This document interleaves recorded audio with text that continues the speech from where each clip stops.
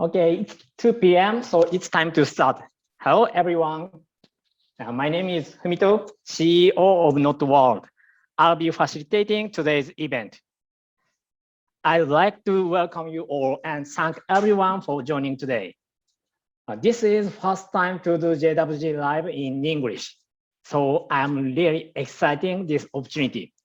I really appreciate your attendance to this webinar. At first, let me explain about the rule, just 2 things. First one, during the webinar, if you have any questions, please send questions to Q&A, not chat box. Maybe you can find the bottom, there is a Q&A. And second one, if you feel something like beautiful, great, wonderful, interesting, please use chat box. Okay, let's use chat box. Please type prefecture where you are in chat box. Could you do that? At that time, please send not only all panelists, but also all panelists and all attendances. 送信時、すべてのパネリストではなく、すべてのパネリストおよび出席者を選んでください。Thank you. Wow. Wow. 東京、福岡、鹿児島、千葉、広島、横浜、山梨、all over Japan. Thank you very much. Thank you. Now 121 people join this webinar. Thank you very much. Okay. So today's agenda is as follows. First, what's JWG Live? Second, introduce today's speaker. Third, virtual tour from Sengan-en. And finally, we have Q&A session. So first, let me talk about JWG Live.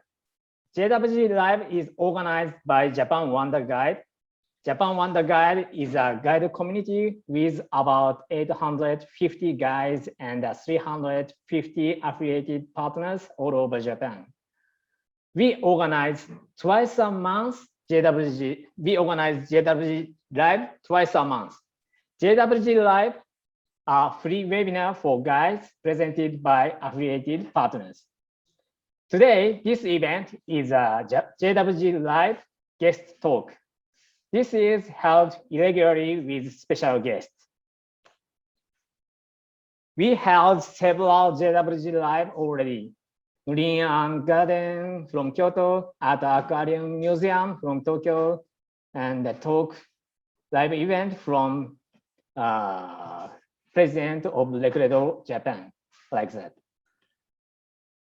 And we also have some JWG Live on tomorrow and next month. If you are interested in, please apply from our website. You can read QR code to access our website like this, or search Google JapanWonderGuide. You can access to our website to apply these events. On 6th July, we have an event with Toyota Museum. This is open just today. Okay, next, I'd like to introduce Alex-san to everyone. Alex-san, he is a head of overseas business for Shimazu Limited, director of overseas communication for Kagoshima Prefecture, and CEO of Gotoku LLC, a travel and tourism industry consultancy. He is originally from United Kingdom and landed in Kagoshima about 16 years ago. So he knows both Japan and European culture well. Today, he shows us what foreign tourists are interested in Sengan-en. And now we send URL link of Sengan-en's map in English to chat box.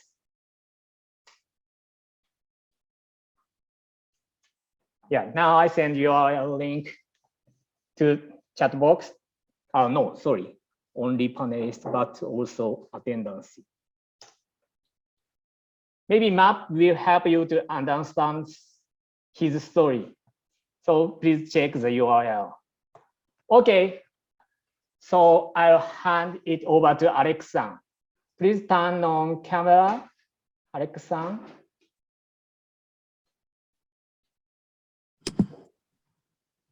Okay.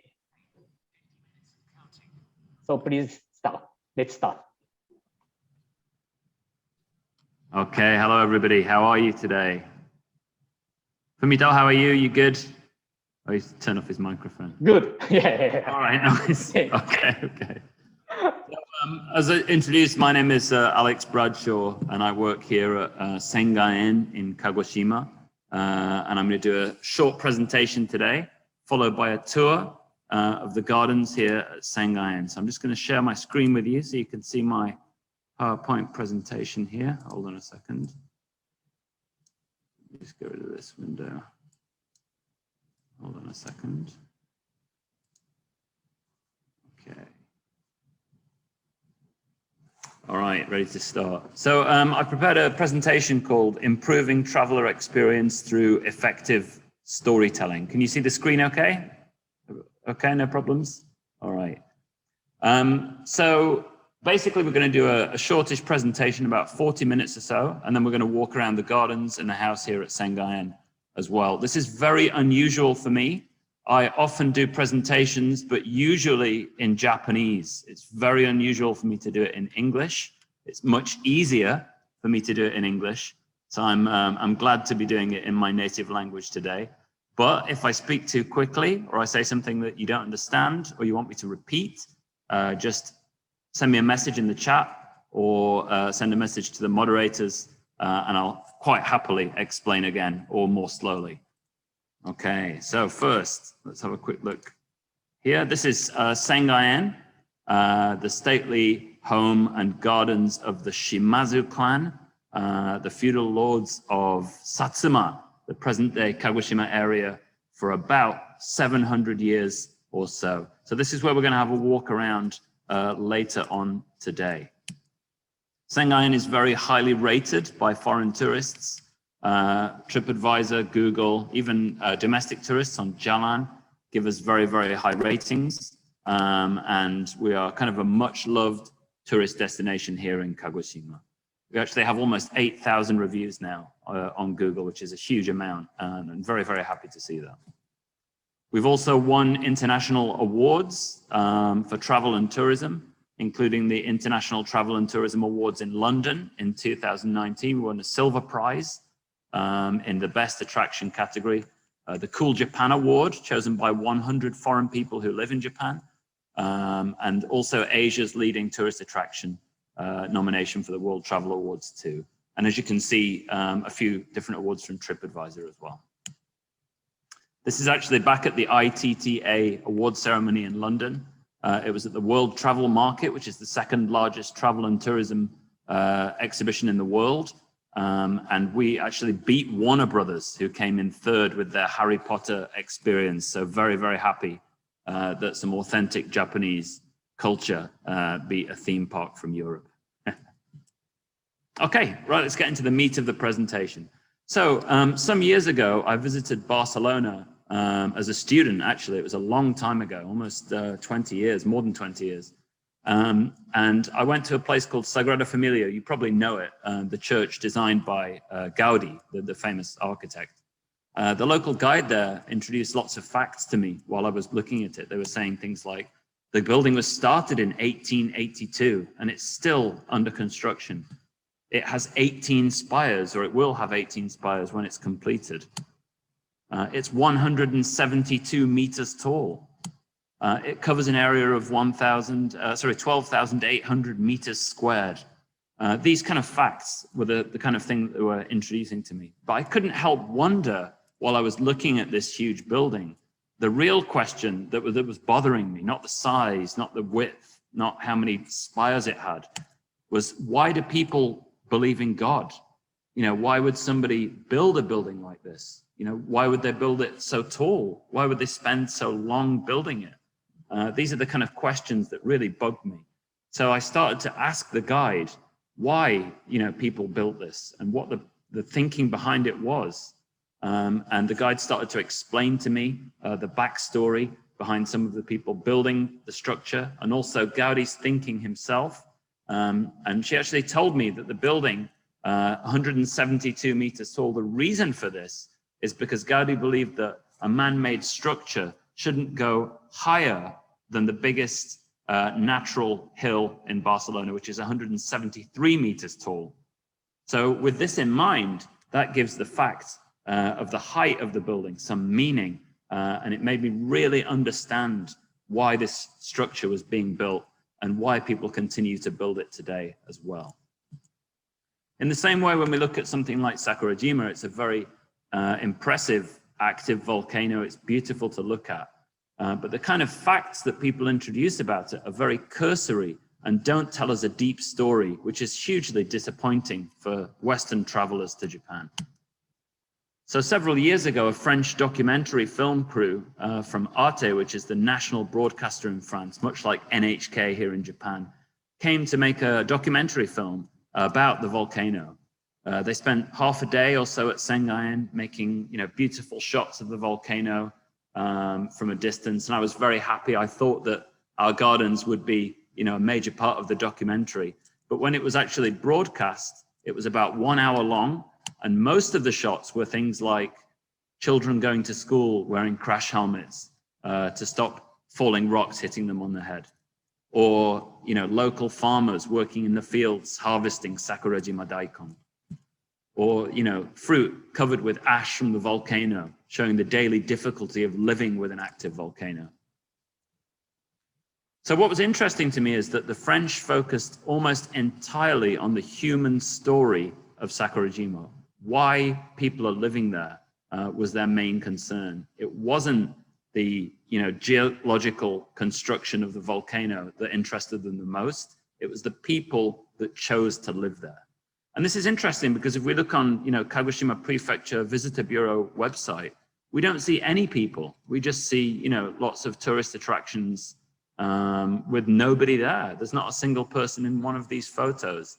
And to me, that doesn't really tell a story and it doesn't really connect on a human level. In fact, the only people in this photo are at the bottom in the ash and color art photo. It's just some hands. So we don't even know what kind of people live here, what kind of life they lead, and what's interesting about it. So instead of saying things like it's 1,117 meters tall, it's 4 kilometers from Kagoshima City, it's 22,000 years old, which are all interesting facts in their own right, we wouldn't need to think more about questions like, why do people live here? Why do people choose to live on an active volcano, somewhere that may be dangerous, you know, somewhere that may be scary to live? What are the benefits of living there? What are the stories behind people who do live there? And in fact, recently, myself and a friend invited a very well-known YouTuber down to Kagoshima to make a documentary about Sakurajima. And his findings were here. He made 2 videos. One was living on an active volcano in Japan, which focused almost entirely on the daily lives of people on the volcano. He interviewed many people as well. And, you know, he got 120,000 views on YouTube for this. Huge amounts of comments, people very, very interested in the kind of characters featured in the documentary as well. And then he also made a making of video with a bit of a clickbait title, I must admit, Japan's Danger Island. But within the video, he does explain, you know, that daily life on the volcano isn't really that dangerous, and goes into a lot of detail about how he managed to get interviews with local people and things like that. So instead of questions like how big is it, how tall is it, how old is it, who built it, you know, we don't want to ask this kind of thing anymore. And the reason why is because we can Google it. We can just look it up on the internet. Facts are cursory information that's easily acquired. Remembering it is not a particularly sought after skill in tourism. Also going forwards, people are going to start to use things like AR to look up facts on the fly. They'll be able to hold up their phone and get a whole host of information straight into their eye while walking around. You know, they won't even need to look at Wikipedia articles or anything like that. So why do people look at facts so much? I mean, this is a weird thing that we all do when we travel. And, you know, if we look into the history of it, we find that people like this guy, Alexander von Humboldt, who was a polymath, an explorer, you know, a scientist, an anthropologist. He was somebody who was very, very interested in, you know, flora and fauna from foreign countries, but also culture and how people lived. And he traveled abroad to many, many different countries where people had never really been before and documented the plants that he found there, the animals that he found there, and also the way that the people lived. And he brought this information back to Europe, to places like London, and he made many lectures, fascinating people about, you know, this natural environment and this cultural environment that people didn't know about. The problem nowadays is that everywhere has been discovered. You know, we've been to almost everywhere on the earth. There are a few places we haven't been, you know, the bottom of the oceans and places like that, perhaps. But there isn't a lot left to discover.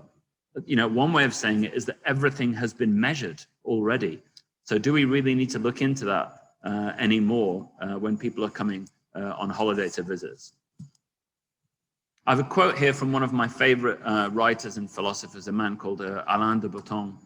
He's a British guy who writes, you know, about many different topics, but he wrote an extremely good book called The Art of Travel. It's quite difficult, but I do recommend it if you want to have a look into how maybe Western people might think when they're on holiday. And he writes, a danger of travel is that, sorry, I've just missed the screen. A danger of travel is that we are introduced to things at the wrong time before we have had a chance to build up the necessary receptivity, and when new information is therefore as useless and fugitive as necklace beads without a connecting chain. So what this means is that, you know, the necklace beads, these pearls, are like facts that we give to tourists, and they get many, many different facts. But if nothing connects them together, if there's no story to join them together, they're easily forgotten and they just disappear. So this is what we need to work on. We need to work on not only providing information, but also providing a narrative, providing a story for people to latch onto and find an emotional connection with. So Senganen, let's look at the grounds here. So I sent this map a little earlier. Generally, people come and visit here for maybe 2 hours or more, up to half a day, sometimes a full day. People come in here and we don't see them again until 4 or 5 p.m. when they leave. As you can see, there are many, many different things to see here, lots of different content. So it's very difficult to know where to start with a narrative, especially for people who know very little about Japanese history and culture. One problem is that there are 3 time zones within Senganen. So the first is from the Bakumatsu period in the 1850s onwards. So the factory complex, the Shuseikan project at the entrance to Senganen. Most people coming here expect it to be a Japanese garden. So when they walk in and see the remains of a furnace in front of them, they're quite confused. They want to know what this is and why it's here. Secondly, we have the Edo period gardens built in 1658. So this is really something that more Western people would probably be interested in or know about, their image of samurai and samurai culture, and also, you know, Japanese looking scenes and things like that. And finally, we have the house, which was built with the gardens in 1658, but renovated in 1884. So essentially, it's a Meiji period structure. And this is where Koshaku Shimazuke, the Prince Shimazu, spent around 10 years before moving back to Tokyo to a place near Gotanda called Shimazuyama. So these 3 time periods are really difficult to understand for foreign guests. It's confusing. You know, the history of each is very, very different. It's Japan at very different stages of its history. And it probably is quite difficult to understand on a first visit. Okay, so often I get asked things like, who is Shimazu? What's a daimyo? Is this the shogun's house? And in fact, once a cruise passenger said to me, where am I? He didn't even know that he was in Kagoshima because it was just a place that the boat stopped and he got off. So we wanted to know about, which part of Japan he was in, and if I could point it out on a map to him as well. So what we want to do is move beyond the role of the guide as someone who, brokers access to a place, in that they just, come up with an itinerary, come up with time management and planning, and move beyond that to somebody who can broker encounters. So you can talk to people at these locations, get their stories, translate and interpret their behavior as well. And then moving on from that, we hope to try and get some understanding or inspiration. So like when I went to Barcelona and I wanted to know why people would build such a big building, and the guide explained to me Gaudi's thinking, and I understood that, and I felt, moved by it, and it really stuck with me for many years afterwards. And that is empathy, the final stage of what we're trying to achieve here. It's very, very difficult. It's not easy to do. And it takes a lot of practice to be able to do this. Okay, I'm just going to talk very quickly about the value of stories. So there was an experiment in New York several years ago, where somebody went to a thrift store, which is like a 100-yen shop, essentially, and went and bought a lot of junk items, just, worthless items that nobody wanted. $128.74 worth of rubbish, basically. And then they put it on eBay and got a team of writers to create a story, a backstory for each of these items to see how much they would sell for. So the idea behind this experiment was to see what value stories could bring to a worthless object. So interestingly, on the right-hand side in the middle, there's a pink horse there. I remember this one more than anything else.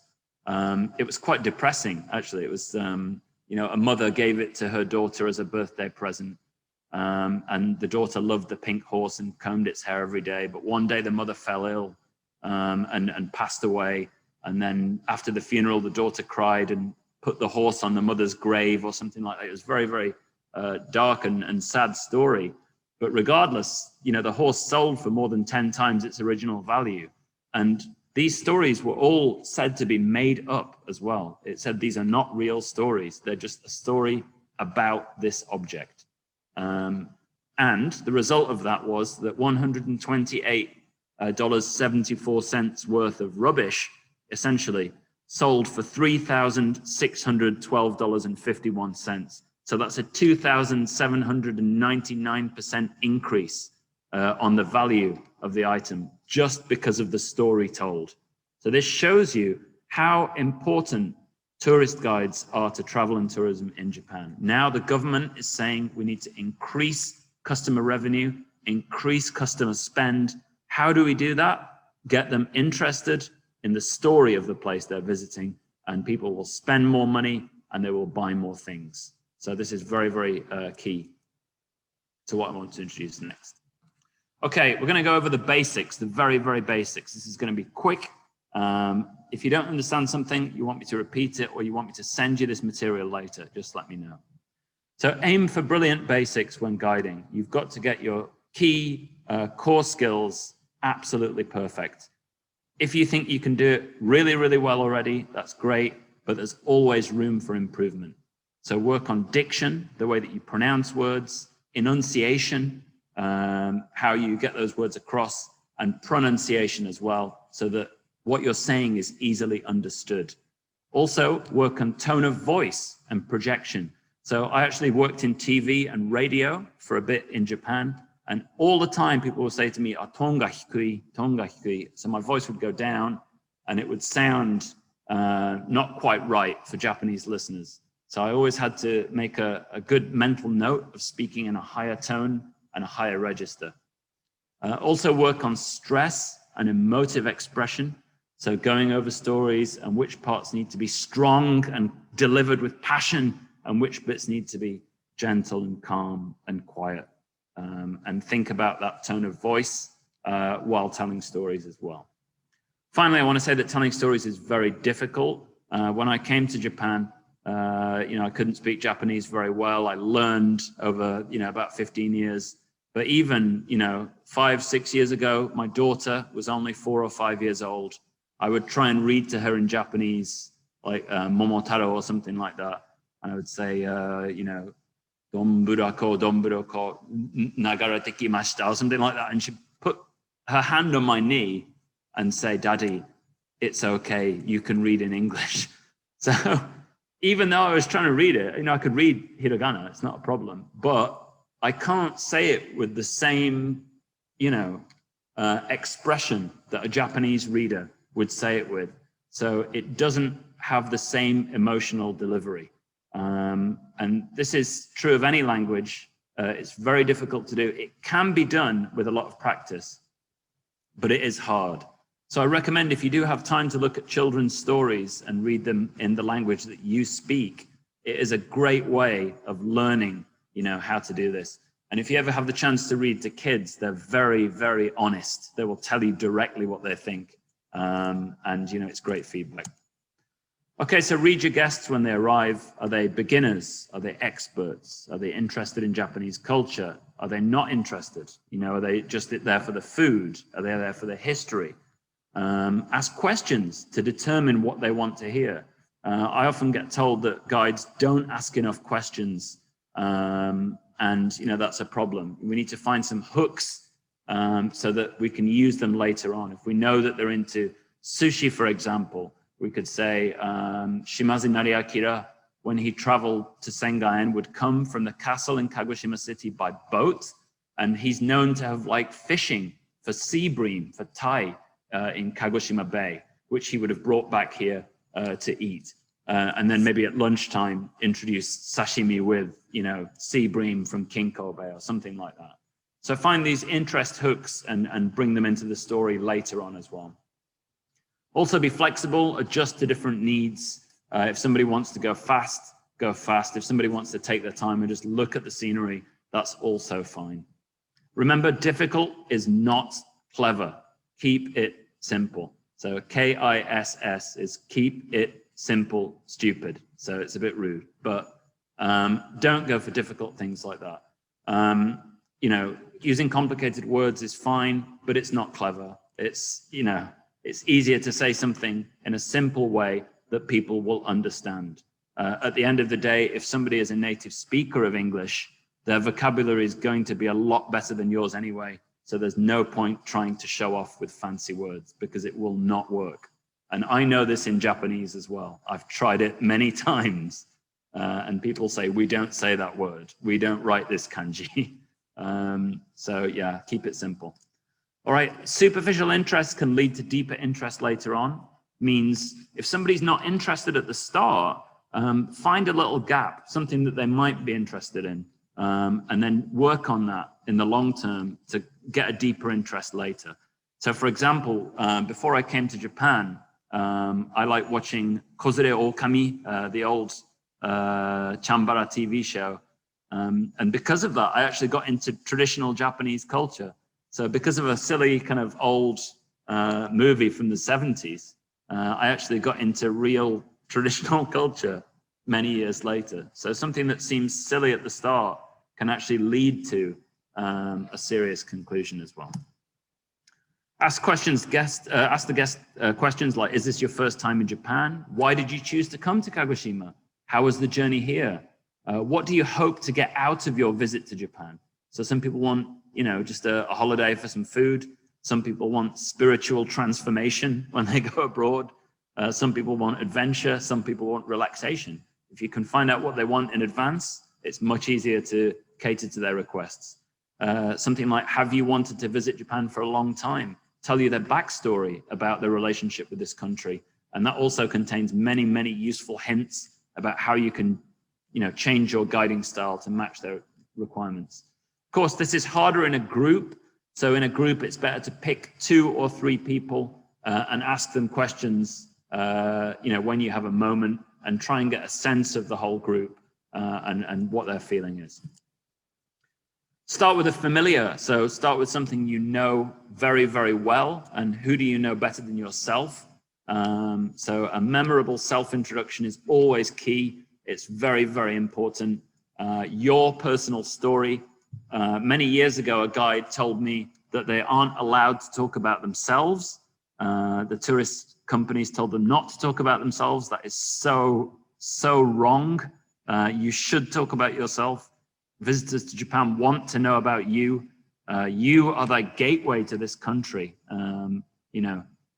So it's absolutely critical that you talk about your background and why you are an expert as well.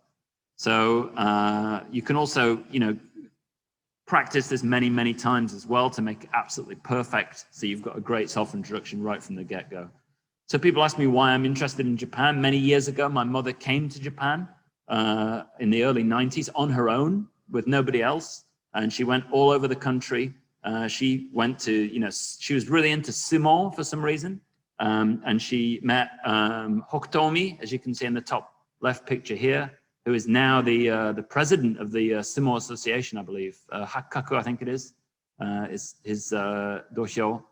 And she brought back lots of gifts, like happy, and my brother is holding some nunchaku here for some reason, I'm not sure why.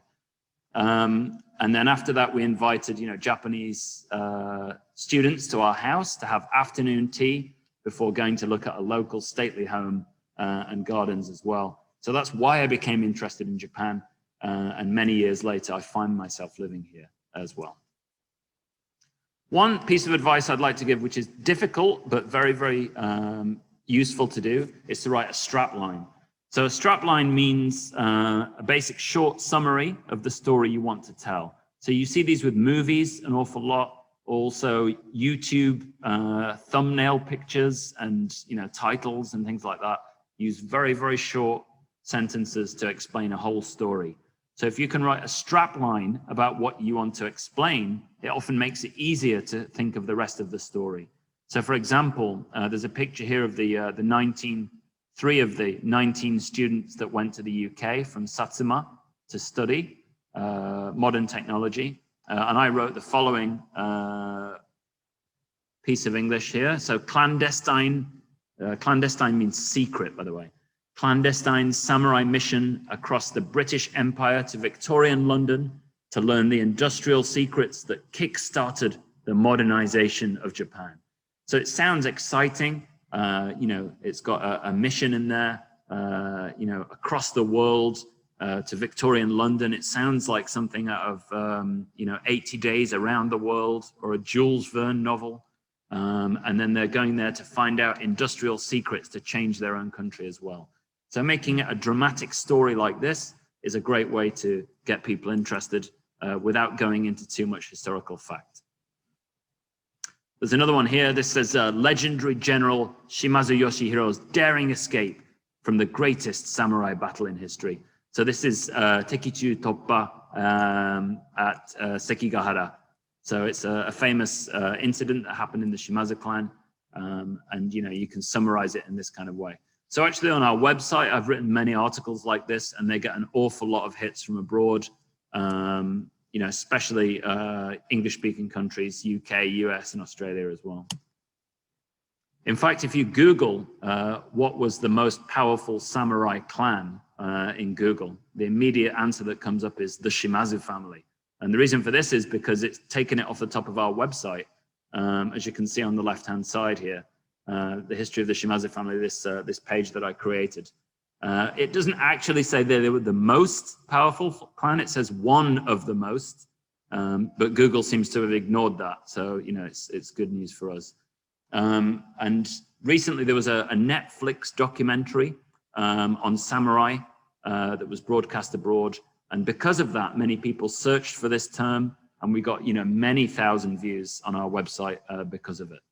The Netflix documentary is no good. I don't recommend it. It's terrible. Okay, so set the scene. Most Japanese visitors know very little about Japanese history or culture. So we've got to remember that. They can't say Bakumatsu and then just understand it. It's very hard to imagine what it would have been like. Complex historical events are hard to understand and easily forgettable. So people will just literally in one ear and out the other. They won't remember a thing. Condense the key points into a tagline that is easy to understand.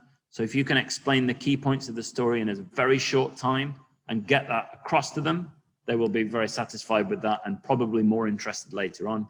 And also use examples from world history to set the scene. So maybe they don't know what Japan was like in 1658 when Sengan-en was built. They've probably got no idea. So if you give them an example from their own country or from world history, then maybe they will find it easier to understand. So for example, the Shimazu clan was founded in the Kamakura period in the 1100s, which is around the time of the Second Crusade in Europe. So if you say something like that, people will immediately imagine, the Crusades and what Europe was like at that time, and they might be able to imagine what Japan was like a little bit easier. Again, keep it simple is the best lesson here. So 1658 in England, what was happening? Oliver Cromwell, the Lord Protector, died. And also the Quakers, the religious sect called the Quakers, were being persecuted and punished by the government as well. So any British person will know this. They will immediately be able to imagine which piece of history you're talking about here. In fact, on the right, it says, James Naylor, Quaker, set 2 hours on the pillory at Westminster, whipped by the hangman to the Old Exchange, London. Some days after, stood 2 hours more on the pillory at the Exchange, and there had his tongue bored through with a hot iron and stigmatized in the forehead with the letter B. And this is actually from December 17th, Anno Domini 1656, so actually 2 years before Sengan-en was built. And he was tied to, a pillory like this, and then had his tongue stabbed with a hot iron rod. So very, very scary things happening in England around this time. Okay, so there's a book by a guy called Christopher Booker called The 7 Basic Plots. I read this and found it very, very useful. It talks about 7 types of story that people tell. There are obviously more than 7, but he thinks that these are the basic 7 plots that go through most of Western literature. And if you know these, you can kind of match them to the story you want to tell, and maybe it will be easier for your guests to understand. So the first one is the rags to riches archetype. So it means somebody who starts off in a poor situation or a bad situation and then goes to success. So for example, Cinderella or Aladdin are rags to riches stories. Then we have the quest. This is a long journey where somebody has to achieve a goal right at the end. So for example, the Odyssey from classical literature, the Lord of the Rings, or even the Wizard of Oz are all quest stories. Then we have rebirth, where a central character rediscovers themselves and is changed by the events of the story. For example, A Christmas Carol by Charles Dickens, or Beauty and the Beast as well is another rebirth or transformation story. Then we have overcoming the monster. So this is a story of an evil enemy or a foe that you must beat in order to complete the story. So for example, these are quite difficult examples, but Perseus, Beowulf from classical English literature, and also Star Wars as well, defeating Darth Vader and the evil empire. Is the overcoming the monster story there. Also comedy, things like A Midsummer Night's Dream or the TV series The Office. Tragedy, Macbeth, Hamlet, King Lear, Othello, Romeo and Juliet. So, some terrible ending where everybody dies or something like that is a tragic tale usually with a lesson as well. And the voyage and return story, for example, The Hobbit or Alice in Wonderland or the Chronicles of Narnia. So somebody going somewhere, having an adventure, and then coming back to the place they started. Also talk about the protagonist, the main character. Should we like them? Should we dislike them? Are we cheering for them? Do we want them to fail? What is the kind of narrative behind the historical figures you're trying to introduce? If I just say the 17th head of the Shimazu family, Shimazu Yoshihiro, that means nothing to anybody in Europe. They have no idea who that is.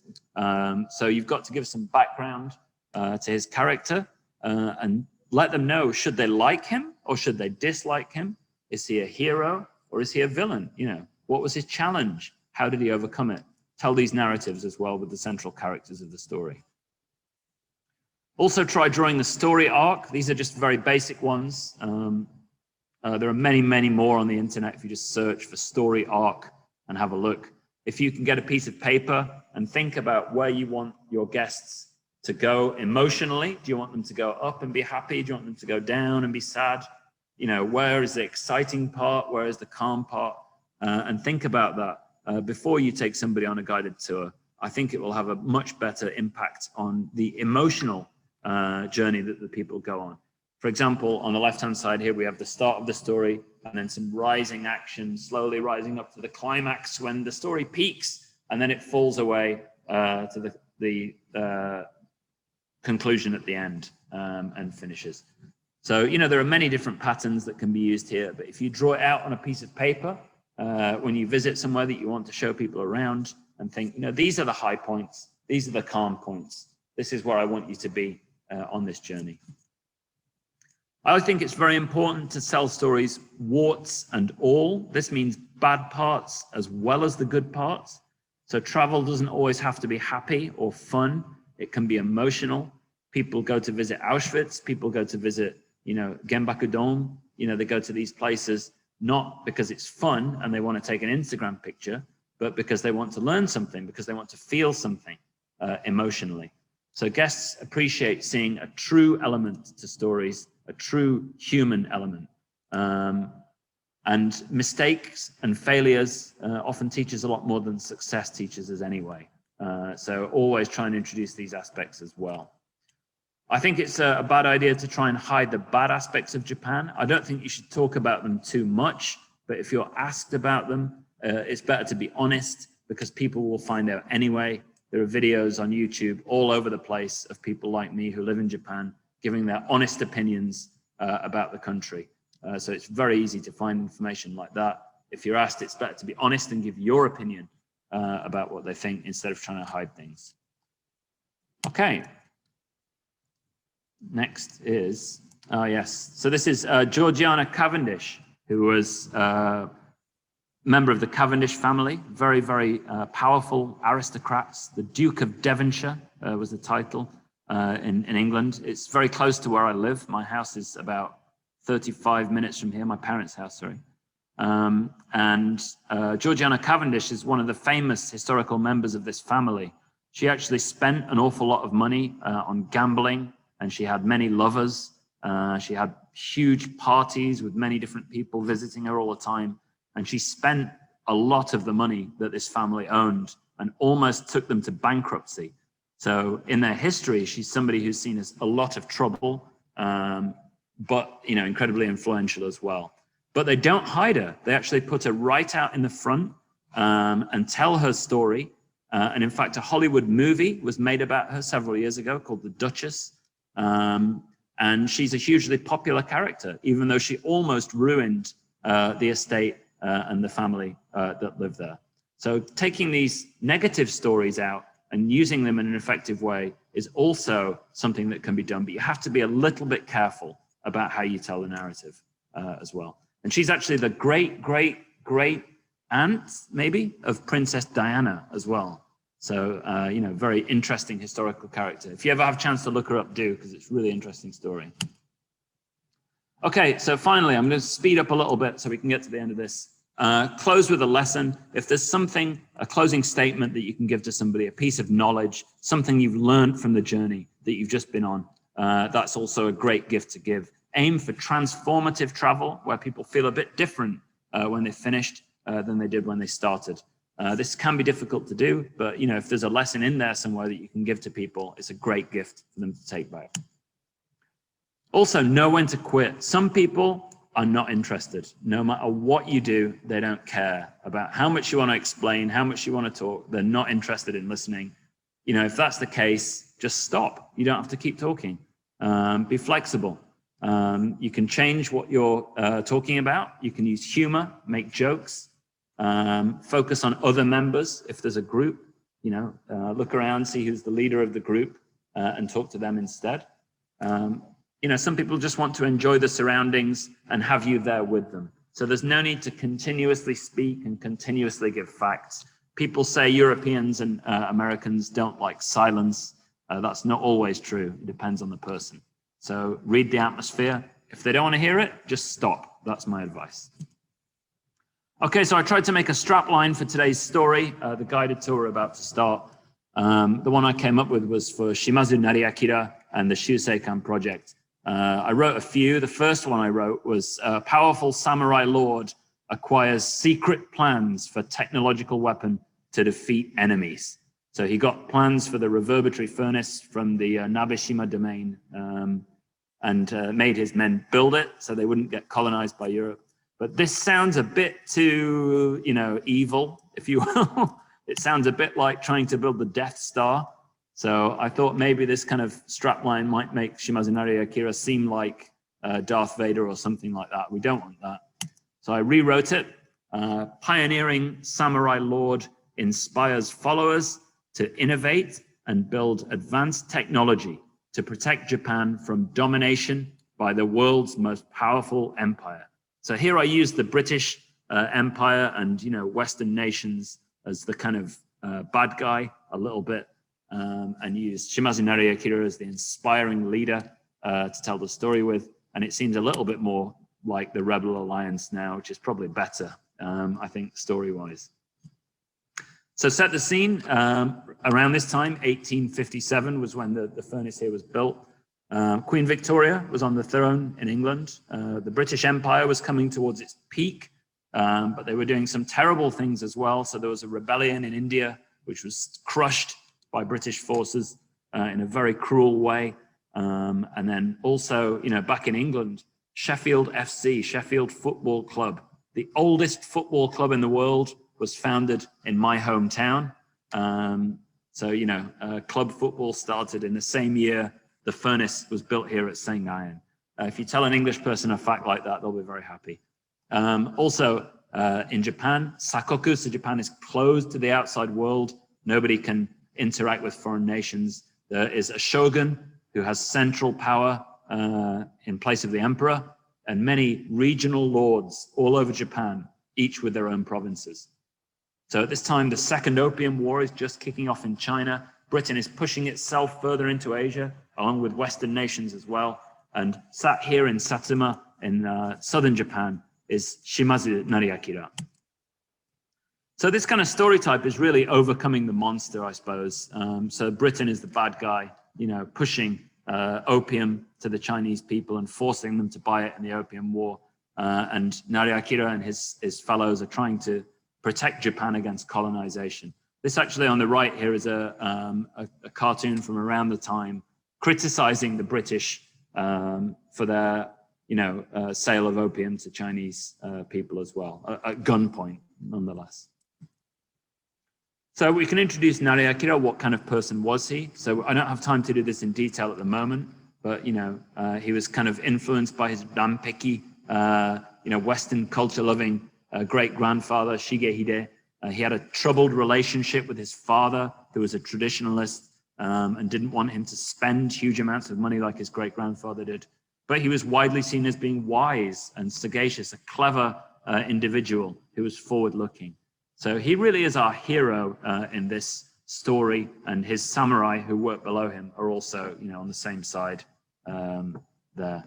So you could compare him maybe to someone, I don't know, this is a strange comparison, maybe, but a samurai version of Steve Jobs, innovating and creating new things, or Elon Musk or something. It's almost like an entrepreneur creating something new. But an easy example like this will make it much more, easy to understand for foreign tourists visiting the garden than just saying, the 20 whatever head of the Shimazu clan, because nobody's going to get what that means. Okay, think about a story arc. Where do you want the story to peak and then drop off and then peak again or whatever? So I started here with the Second Opium War and, Shimazu Nariakira saying, Fukoku Kyohei, we're going to make a strong military and a prosperous country, and then getting the plans for the furnace and doing the experiments at Kagoshima Castle. And then the first furnace, we've succeeded, we've done it. And then the first furnace fails and the samurai are distraught, they're depressed. They might have to commit seppuku. It's this kind of time. If you fail, you've got to kill yourself. It's terrible. But then Nariakira comes to them and says, look, the Westerners, they're just men as well. The men from Saga, they're just men too. If they can do it, you can do it as well. Just try and try again, fail as many times as you need to. You can do it. And that's when they go away. They use stone cutting techniques from Japan. They use potter's clay from Satsuma ware pottery and build a second furnace that succeeds and makes cannon that can protect Japan from this outside force. Eventually culminating in Shimazu Akira's death and the end of the first Shuseikan project. So this kind of up and down is what you want to take them on an emotional journey. This can be very short. It can be 2 minutes long or 5 minutes. It doesn't have to be the whole thing. But with this one story, we want to go here and then we're done, and we can leave it. Okay, so the story, warts and all, the Shuseikan project, it wasn't that successful, to be honest. They never really produced huge amounts of cannon or iron even. I'm from Sheffield, which is the largest, one of the largest iron producing places and steel producing places in Europe. So compared to what was happening in my town at this time, it's not very much at all. But they did it on their own. They industrialized from nothing. And this laid the foundations for the modernization of Japan going ahead. So in fact, the spinning mill, here you can see in the top right, is the basis for Toyota and their spinning industry, which eventually turned into cars as well. If you go to the museum actually in Nagoya, the very first person on their timeline is Shimazu Akira. So it does show you that the work they did here, even though it was essentially an experiment, led on to huge changes in Japan and modernization of the country as a whole. Okay, last. So the lesson we want to close with really is that what you think a samurai is as a Western person, a warrior kind of waving a sword around and ready to kill himself at any time, is not really what they were like at the end of the 19th century. They weren't just warrior bureaucrats. They were also skilled at managing innovation, development, and they worked on modernization and industry as well. And the modern Japan we see today is thanks to their efforts. So this one piece of knowledge that you might leave at the end, this might be the only thing they remember from the whole visit, but that will change their image going forwards, when thinking about samurai or Satsuma or the Kagoshima region. And hopefully they will pass it on to somebody else as well. But they certainly can't tell the whole story to somebody else because it's far too long. So just leave them with a little nugget at the end that they can use for themselves. Okay, that's the end of the first part of this presentation. So I've closed my sharing window. If you have any questions that you want to ask me, we can do that now. And then I'm going to switch on to my mobile phone and we're going to walk around the gardens. Okay, so we've got maybe 5 minutes. Is that okay, Fumito? Excellent. We have one question we received. You can see the Q&A box. Oh, got it. Yep. Okay. So it's from Mikiko. Hello, Mikiko. I know you very well. Yeah, from Kagoshima. So do you think it's a good idea to explain about Japanese history connecting to the history of the traveler's country? Let's say when we talk about the bombardment of Satsuma, we can say it happened when the Civil War was going on in America. Absolutely. Yeah, it's a very good idea because Japanese people are used to seeing things like, tiger dramas or historical dramas on TV. So it's easy to imagine what clothes they wore, what their hair was like, how they lived their lives, what they ate maybe. But foreign people have got no idea. It's very difficult to imagine. So, just at least setting the time will give them something to work with. So they can imagine, well, my own country was like this at the time. So maybe, they were like this. And it will get them interested as well. So definitely try and do it. Any other questions? Vance, do you want me to look at these ones as well? We received the question in chat box also. Okay. So how do you think and explain the relation to Shimazu and Saigo? Okay. They're ranking samurai, but much more popular samurai in Japan. So Saigo Takamori and Shimazu Akira is a very complicated relationship. To understand the difference between them, you've got to understand the feudal system of Japan in a daimyo and a mid-rank. Actually, Saigo wasn't a low-ranking samurai. That's not true. He was mid-ranking samurai because he was Jokamachi samurai. So he wasn't Goshi who lived in the countryside. He was poor, but he wasn't low ranking really. You know, the relationship between them is a very interesting one for Western people, how somebody would be picked out right from the bottom and say, you know, you're in a position of responsibility. We don't imagine Japanese people to be like that. So, you know, if you can go into detail about that, it's good. But again, you know, not too deep. If you go too deep for somebody who's not interested in Japanese history and doesn't know about it already, they'll turn off and they won't be interested anymore. So you've got to balance it. Okay. Okay, thank you very much. We have some questions, but we have limit of time, so maybe you will change. Yeah. All right, so I'm going to move on to my next one. So I'm going to move this meeting, and if you give me 1 minute, I'll be joining again on my iPhone. So 1 minute, take a little break, grab a cup of coffee or tea. Yeah. Back 5 minutes? in 2, 3 minutes? 2-3 minutes, less than that. Okay.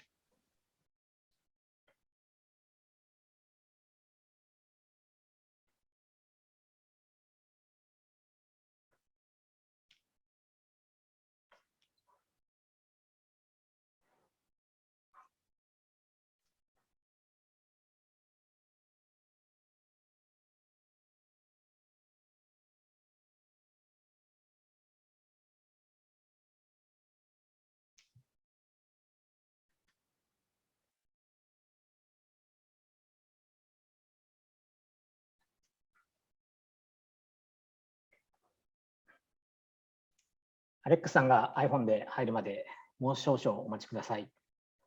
最初の方にお伝えしたんですけど、質問がある方はぜひ Q&A ボックスの方に質問の方を投げていただければと思います。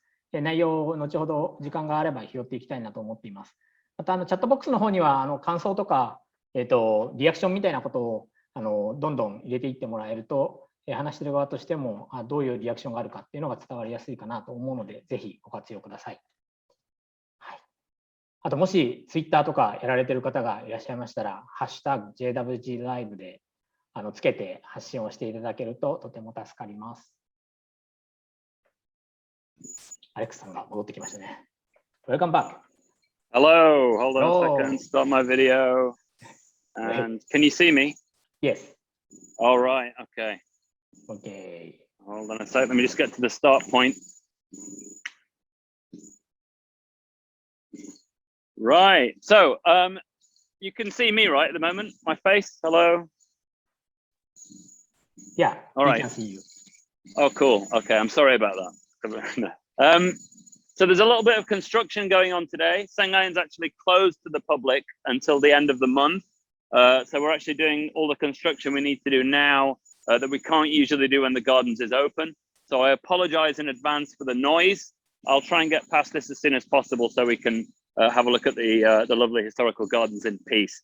So we're going to start at the entranceway here, and let's have a quick look. Turn the camera around. Can you see in front of me now? Sorry, I can't see the box because it's on webinar mode. Can you see in front of me? Yeah? All right, good. Excellent. Okay, so the first thing we see when we come into Senganen, this is the entranceway here, as you can see. Is a sign here, which is quite useful just to show, you know, what kind of area this is and get people, you know, interested in what they want to see going forward. So I always explain it in this way. I say, for a start, on the left-hand side here, there's the map. You can see this is where we've just come into the gardens. Senganen is basically divided into 3 separate areas. So the first one is where we are now, this area here. It was actually a factory complex in the late 19th century. And it was built here by this chap. His name is Shimazu Nariakira. He cut down a bamboo grove next to his private residence and built a factory complex. Why? Because he heard that due to the Opium War in China, Western nations were starting to colonize East Asia. So this is the time when Queen Victoria was on the throne in the UK. The British Empire was at the height of its power, and Britain and other European nations were colonizing places around the world. So Nariakira heard about this and was afraid that Japan would be colonized next. So he started a project here building cannon, ships, glassware, and many other things as well, in order to modernize Japan and make it great for the people to live in, but also to defend it from the outside as well. Okay, the second area is over here on the right-hand side. So this is the traditional gardens part of Senganen. It was built in 1658 as a second residence for the Shimazu clan. So they actually lived in the castle in Kagoshima City, and then they moved, to live here sometimes, but mainly just used it as a place to visit. So we'll go and have a look at that a bit later on. And the third area is the house, which was renovated in the 1800s and lived in by the Shimazu clan as well. So we're going to start here in the 1800s, in the late 19th century, and go back in time to the Edo period, to the 1600s. And then we're going to go back towards the future again and finish up in the house as well. So let's start our little time travel journey now. So straight ahead, you can see there's a furnace, remains of a furnace.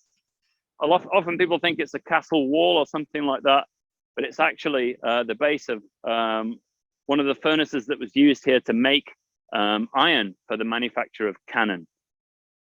So the interesting story behind this is that Shimazu Nariakira, because it was the period of Sakoku, Japan was closed to the outside world. They couldn't ask foreign specialists to come in and teach them how to build these things. They couldn't, get lots of materials in their hands and instructions on how to do it. But they managed to get a single textbook from Holland with these plans in. And this was given to Shimazu Nariakira's samurai, and he ordered them to build this structure. Can you imagine being handed just this page and saying, by your lord, make this? What would you think? This is the era when, samurai had to cut their stomachs open and commit suicide if they failed. So they must have been absolutely terrified and gone into a panic about how this should be built. So initially, they actually carried out experiments in Kagoshima Castle in the city center. And then after that, they moved here to Senganen, and they built a first furnace just behind this one. Unfortunately, they never really built tall buildings before, so the foundations weren't substantial, and the building leaned over to one side, so they propped it up with bamboo. It leaned over to the other side. Eventually, the bricks inside melted because of the heat, and the building collapsed as a total failure. And then the second furnace in here was built after that. As you can see, they used kind of traditional Japanese stone cutting techniques. It looks like a castle wall almost, the way that it's built. And then they used potter's clay from local potters to line the inside of the furnace. And then they also added these big vents here to let out humidity so water wouldn't build up inside the furnace. And because of these innovations, their own ideas on top of the Dutch plans, the furnace succeeded, and they managed to produce cannon here and melt iron. So this is a unique example of the combination of Western ideas and Japanese craftsmanship as well. And because of that, it was recognized as a World Cultural Heritage Site back in 2015. Yeah, all right, so that was quite a high intensity guide there. Basically, a lot of foreign visitors won't be that interested because they don't have the background receptivity in order to understand the full story. So as long as you can simplify it, or keep it interesting, or keep it sounding interesting by doing it in a kind of high tension type way, then you can keep them engaged. But if they're not interested in industrial history, feel free to skip it. It's totally acceptable to walk past it and then get them interested on the way back. Also, the orientation center, just over there where we were sat before for the talk, I usually take people in here after the tour is finished, because then they already have some idea about the Shimazu clan, they have some idea about the history of the place, and they're more likely to find the content there interesting. So there's always a toss-up as to whether we go to the Shuseikan Museum first or to Senganen first. Either way works, to be honest. The Shuseikan Museum is useful because it has a huge Keizu family tree for the Shimazu family, which shows the kind of historical heritage of the family, and is very useful to introduce people to as well. Okay, we're just walking past a large stone wall here. So this was actually originally on the seafront. This area in front of us is reclaimed land. And on top of here, there were noborigama, there were kilns for producing Satsuma-ware pottery as well. So all this area was part of the kind of modern part of the gardens that was used during the industrial period of this site.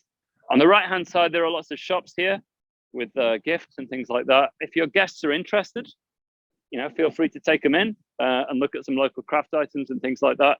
Usually the Western people are less interested in sweets and things like that, more in the kind of craft items, chopsticks, bento boxes, bamboo craft items and things like that. So usually there's a bit of time here as we're going through a kind of this long path, and I like to talk to people about their experiences in Japan, their experiences of the country so far, the food they've eaten, what they hope to eat in Kagoshima. And often, because it's unusual to see a foreign person here doing this kind of job, they talk to me about my life and why I live here and what I do here as well. So that always makes some good content that we can use later on, and I can find out something about them as I show them around the main garden here ahead. Okay, so we're coming up on the historical part of the garden. So now we're going from the late 19th century back in time to the 1600s to 1658, when it was the end of the Sengoku period, and the feudal lords of Japan were no longer fighting with each other in civil war. Instead, they were at a time of peace, so they had a lot more time and money to spend on cultural pursuits.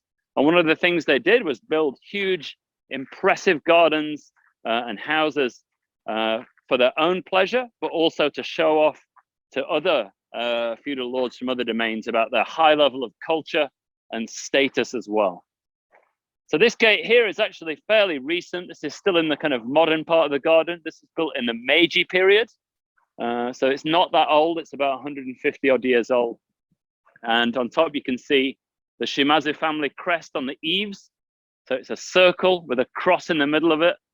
And you'll see this all over Kagoshima on many different products and signs, even manhole covers on the floor, showing that the local people here are very, very proud of their heritage and history as well.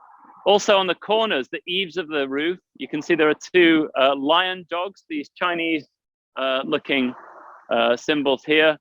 So these are guardians to ward off bad luck.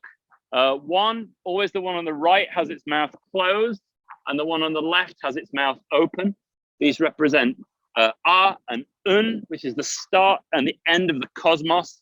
And you'll see this at shrines and temples all over the place. So if you ever see them, guardian deities standing on either side of the entrance, one with its mouth open and one with its mouth closed, you can show off to other visitors as well about how much you know about Japanese culture. So these kind of small bits of knowledge, things like that, just like simple things like Anun on the Nyozo outside temples and stuff like that. People can use that anywhere. They can go to any shrine or temple around Japan and say it to somebody they're with, and they can seem kind of intelligent and seem like they know about Japan and show off a little bit, which is what people love to do, right? Coming here, we also get a lot of questions about these pine trees. So I often talk about these as well. This is a great opportunity to give somebody a kind of physical experience. So as you walk past these, you can talk about kuromatsu and akamatsu. So as we know, black pines, you can kind of look at the bark and they look a bit different. But if you touch the needles, they're spiky and they kind of hurt your hand. Ow. But the red pines are kind of soft and gentle. They don't stick into your hand when you touch them. So the black pines are called otokomatsu, like, male pines, if you will. And then akamatsu are called onnamatsu, so like soft and ladylike as well. But I know plenty of spiky women, so I'm not sure if that's 100% accurate or not. Okay, we're coming up on the main entrance to the gardens, this gate here. Often the Japanese groups and things like that will go here and look at the sign for the tiger drama and things like that. Obviously, Western people have no idea what this is and probably not that interested in it. What they will like is to see people in samurai clothing which gives them an idea of what, yes, spiky woman, they'll give them an idea of what people dressed like back in the day, what kind of hairstyles they had, what kind of lifestyle they had. They might know Ken Watanabe here from films like Inception or, you know, Batman, things like that, but maybe they won't know his name. I'm not quite sure. Okay, so this is the Tin Gate, as it's called in Japanese, Suzumon, and it's the kind of main gate to Sengan-en, the original main gate. So the Lord would originally come from Kagoshima Castle and moor his boat up somewhere down here, and then walk up into the property through this entrance, apparently. And as you can see, it's got the Shimazu family crest above the gate here, this circle with a cross in, representing the Shimazu clan, showing that somebody important lives here. And obviously the red color of the gate as well, you know, shows someone high status lives here too. So let's go on in. Right, so often we see like palisades and things like that blocking views in Japan. And then when you go around the corner, you're greeted with a lovely, fantastic view of something. Often European visitors like to know things like Japanese gardens like this were kind of built to look like tiny paintings had been created in real life. It's almost like a fantasy world that people were trying to draw. And thinking about that while they look at the gardens is often very fun, but you need to kind of set them up with a receptivity to do that and explain it in advance. So what I like to say is we're going to step into the world of the garden now. You have to use your imagination a little bit. So there are rocks and plants in very kind of odd shapes. You know, is it supposed to represent something else? You know, it might just be a rock. Maybe it's supposed to look like a turtle or a tortoise or a crane or something like that. Okay, we've got a lovely view of Sakurajima right ahead of us. So you can explain that Sengan is something called a Kayu Shikiten. So it's a kind of strolling garden, essentially. It's not like one perhaps in a temple in Kyoto where you would sit there and look at it and feel all zen and all that kind of thing. It's more like somewhere that you walk around and find your own places to enjoy. And that's what it was created for. So many gardens like this were built around, you know, the start of the Edo period, after the Sengoku period had finished and Japan was no longer at civil war. So all the major kind of gardens created around that time are still very famous around Japan. This is something called a shaketein, so it borrows the scenery of the background and incorporates it into the foreground here. What that means is this kind of garden is supposed to have two things as a rule. It's supposed to have a lake or a pond, and it's supposed to have a hill made of dirt, which was called a tsukiyama. It has neither of those things. So what the Lord said was, you know, that's my lake over there, the bay, and that's my tsukiyama, the mountain, and borrowed those elements, incorporating them into his garden to make it an official kayu shikiten, a walking garden. And he could do that. You know, he was the owner of all that we can see here. You know, it's his feudal domain, his property. And the people that lived there were his servants and his retainers. So he was quite at liberty to do that kind of thing. Although I said warts and all, so here's the warts for Sengan, rabbit poo. So because the gardens have been closed, lots of rabbits have come down from the mountains and pooed all over the garden here. So that happens at night time sometimes. Usually we don't see them. They're not very cute rabbits either. They've got very short ears and quite fat. Okay, so this here in front of us is a rock formation. It's supposed to look like an animal. I'm sure everybody knows what it is. This is called Turtle Rock. So at the top, it's got its kind of head here, and then a body, and then a tail or a mossy growth off its back here. And as you know, in Chinese mythology, the turtle was supposed to live for 10,000 years, representing long life and health and prosperity. And that's why it's here. So the Lord could look out of his house and see a lucky symbol right in front of his place of relaxation. So interestingly, in England, when people started looking at Asian art for the first time, they looked at Chinese paintings of turtles and the moss growing off the back of their shells. And they actually just assumed that it was fire coming out the back of the turtle. They didn't know it was moss. So they're often referred to as flaming turtles. And, you know, they imagine them shooting around at high speed on these old paintings. But in fact, it's just moss, and they're not speedy, fiery turtles at all. And over here in the distance, we have a lantern with a curved top on it. I don't know if you can see it just here. It's a bit small. This is called the crane lantern, and it's said to look like a crane taking off to fly away. In Chinese mythology, again, cranes live for 1,000 years. So they're a symbol of long life. So the Lord who built this property and his subsequent generations could look out here and, you know that their dynasty would go on for many, many years as well. All right, so we're going to have a quick walk over the pond here and around the back of the garden before we go into the house to see some of the other features. Some gardeners there working on the pine trees.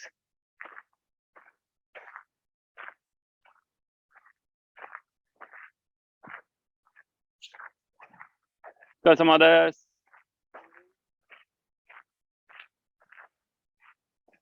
何してますか？何をしてますか？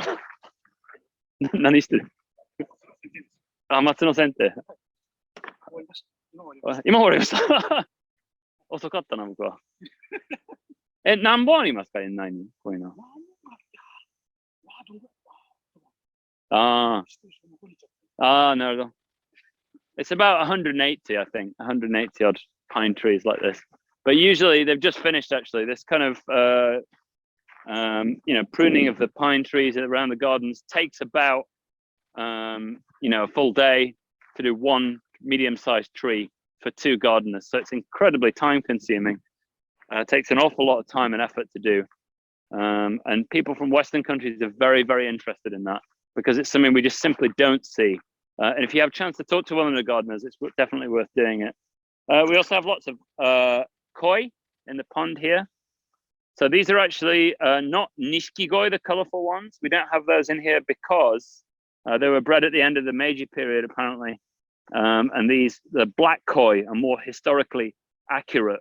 So that's why we have them in the garden. They're trying to preserve the historical aspect of the gardens as well.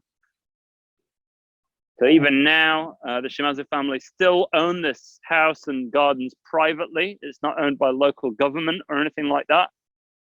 So they're very, very aware of their historical legacy and protecting it so that it's transmitted correctly to the next generation and into the future as well.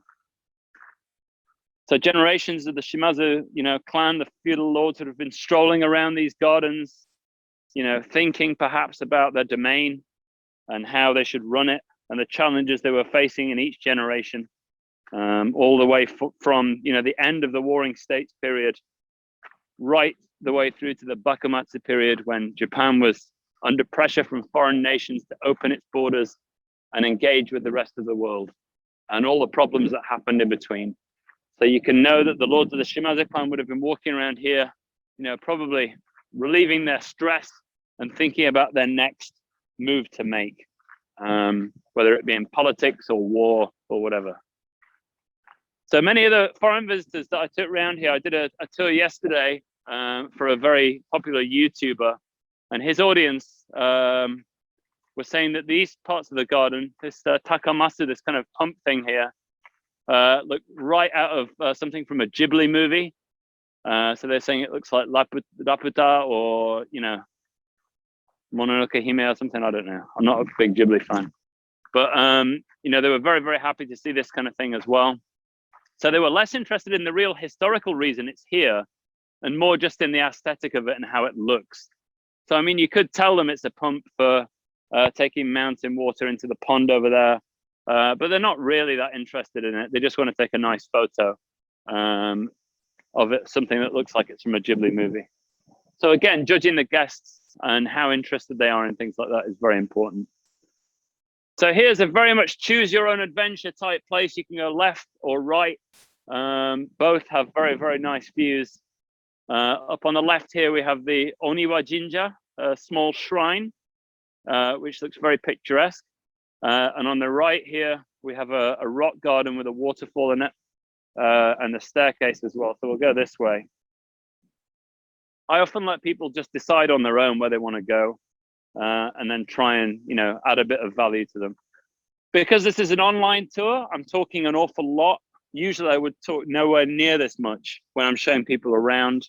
There's no need to keep continuously talking because they will be asking you questions. I'll be asking them lots of questions as well. And I try and keep them talking as much as possible because people love to talk about themselves, who doesn't? And then if you show interest in them, you can save your voice so it doesn't dry up too much. And when you need to explain something, you can. So there's a lovely little rock garden here. This was actually featured in the London Illustrated News in the late 1800s. So when the British came here, an illustrator came with them and drew a lovely picture of this garden, which went into the newspaper. And then after that, around that time, many British stately homes copied rock gardens from Japan and put them in their own gardens as well. So if you go to English stately homes, you can often see kind of structures very similar to this in shape. I don't know if it influenced them directly, but it's certainly possible. And there's lots of crabs here as well. I don't know if you can see on the screen here. There are an awful lot of crabs running around. And many, many red ones up there. It's probably difficult to see on this. But there are many different animals around the garden. Here we go. Is he running away? Don't run away.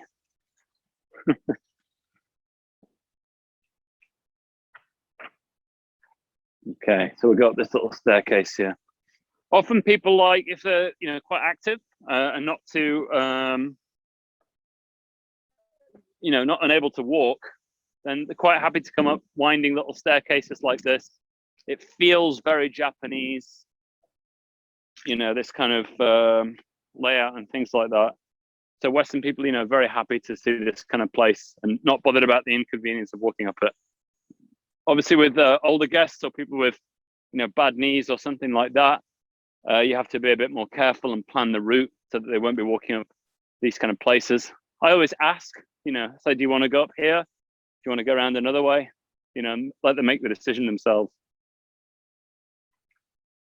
Okay, so we've come to a part of the garden that's very much influenced by Chinese culture. So Japan, as you know, is a long, thin island country. Kyushu is right in its south, and it's actually the closest place to China throughout the whole of Japan. And historically, the Shimazu clan had a lot of influence from China because they controlled Okinawa, formerly the Ryukyu Islands, as their territory. And they actually secretly traded with the rest of the world through those islands when the rest of Japan was closed off to the outside world. So the Shimazu are quite sneaky in using their influence to maintain connections with the outside world. So one piece of Chinese culture that's influenced them is this garden. It's called the Kyokusui Garden, and it has a lovely winding stream going through the middle of it, as you can see. Every April, participants sit on either side of this stream and join a traditional poetry festival where they float cups of sake down the river, and they have to take a sip of alcohol, be inspired to write a poem, and then they brush out a poem on a strip of paper before another cup floats down in front of them. So it's a very traditional, very elegant drinking party, essentially, where everyone's wearing lovely historical clothing and looking very impressive as well. The poem they write is called a tanka. So it's not a haiku, it's a slightly longer poem. And it basically expresses something about the person writing it. Haiku tend to be about nature and natural surroundings and have to use a kigo, which is like a natural word or a seasonal word. But tanka can be about, the person writing and their personal experience as well. So I was actually the first foreign person to ever take part in this poetry festival. I think it was 2016. I may be wrong. So I wore, hitatare and eboshi, the kind of formal samurai clothing from the Edo period. And and wrote out a tanka. I practiced many times. I must have practiced it like 1,000 times or something. I wrote it out in hentai gana, the advice of my calligraphy teacher. And yeah, this is what the event looks like. So yeah, it's very peaceful, very historic. And you know, and a fully authentic event as well. It's not really done for tourism per se. It's done as a historic event that the Shimazu clan put on since around the 1700s or something like that. Also, you can see ahead of us, there's a bamboo grove on the right-hand side. So lots of bamboo growing here. This kind of thick moso bamboo, it's called, was imported to Japan through Okinawa, through Ryukyu, by the Shimazu clan in the 1700s and planted here. It's not native to Japan, so you wouldn't have seen it before then. And it's said that this kind of moso bamboo spread out from this grove all over Japan. So even, I guess, the Arashiyama Grove in Kyoto and things like that originally come from this bamboo plot right here. So actually, I did hear once that there was another bamboo grove in Kyoto before this one, but it actually died out. And then bamboo from this grove did spread out across Japan. So Moso Chiku supposedly comes from here. If anybody wants to look into that in extreme detail, please go ahead. Up on the mountainside as well, it's very hard to see on this camera. There's a rock about here with 3 big kanji characters carved onto it. I'll link you to a YouTube video where you can see those in much better detail at some point.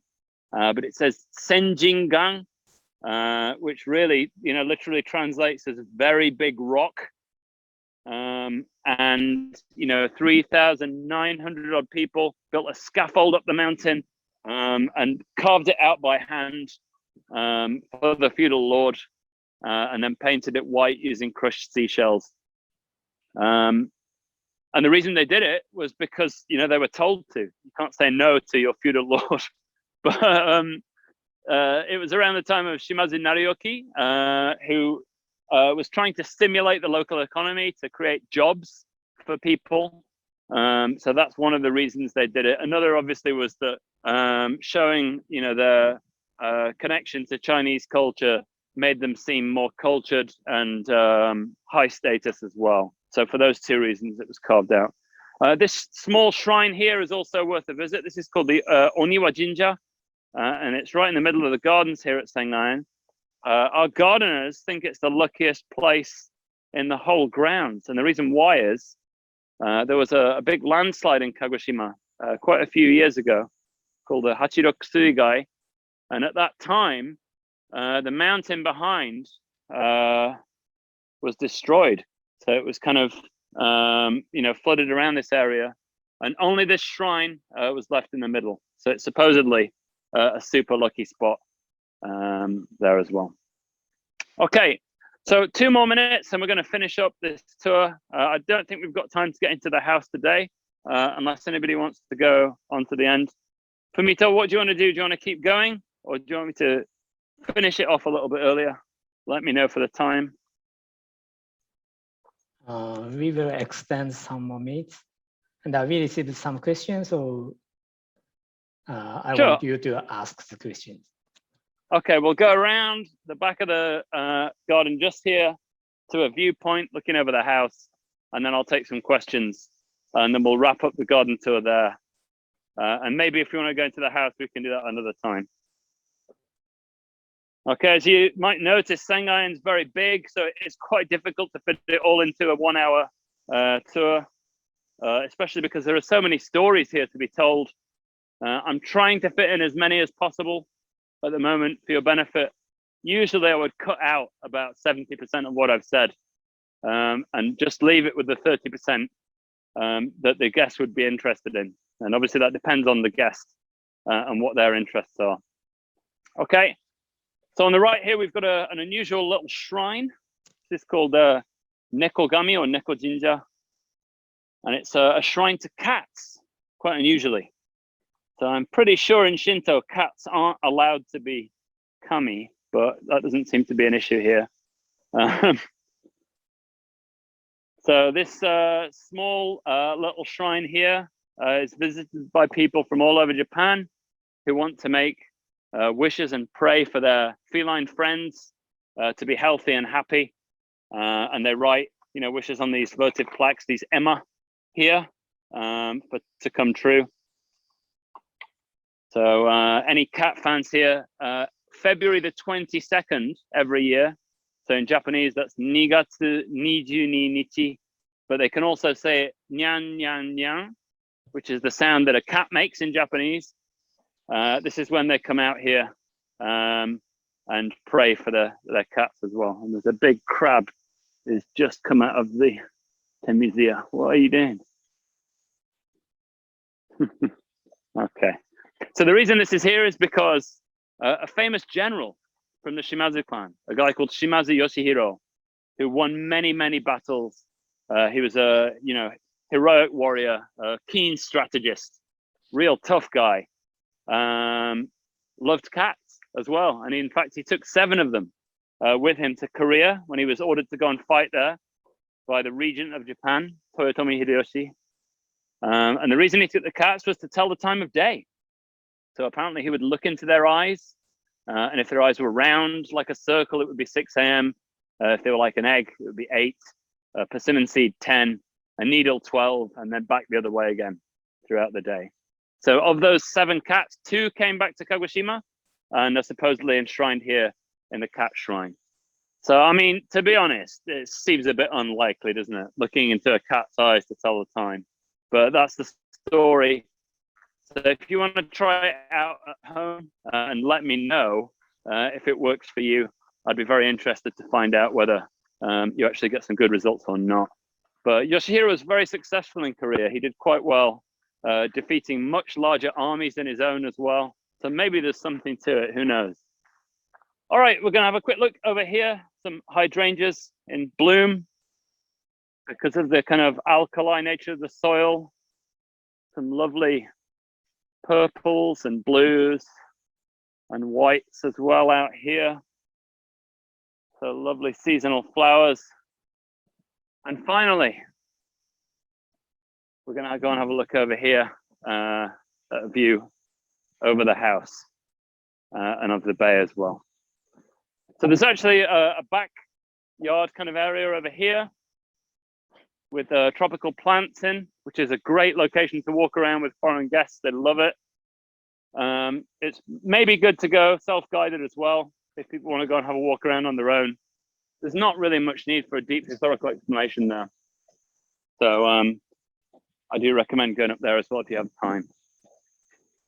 So 30 minutes is impossible, I think, and it's got to be at least 2 hours for a good walk around. Okay, final view over the house and any questions. If you've got any questions for me, let me know. More than happy to answer them. This is a question. You have persuaded us to be a good storyteller. Do you have any advice for us to be a good ones? I think reading a lot of stories is a great thing to do. Also, kids' books, really, really useful. So kids' books have lots of hints about how stories should be told, and they're told in a way that, have a lot of emotion that's easy to understand. And when you're speaking a foreign language, it's often very difficult to say what you want to say exactly, even if you're good at it. If you're very good at a language, there's still a lot that you can't say well. And I think, kids' storybooks and things like that are a great tool for learning how people do that in a foreign language. So from Japanese kids' TV, for example, like Nihongo de Asobo, I learned lots of Gihongo, Gitaigo, words like that, how to use them, how to talk to kids, things like that. So I do recommend reading stories for one, and also reading lots of children's books as well, because they are very useful. Okay, thank you. We have 1 or 2 more questions.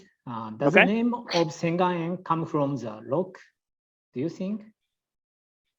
So Sengan-en's name is from a place in China that it looks like. There's a place called Sengan near Liukozhang in China.